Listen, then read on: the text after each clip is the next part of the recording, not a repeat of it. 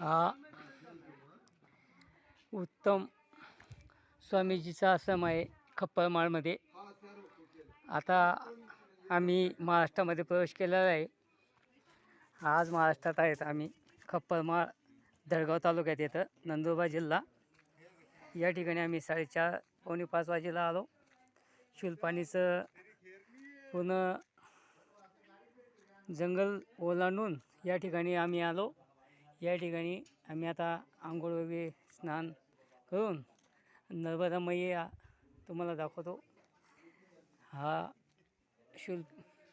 खप्पळमाळचा डोंगर आहे, खप्पळमाळची वस्ती.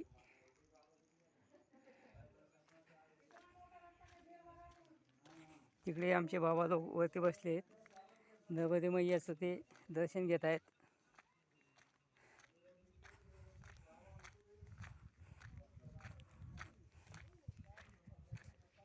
मी त्यांच्याकडे चाललो आहे.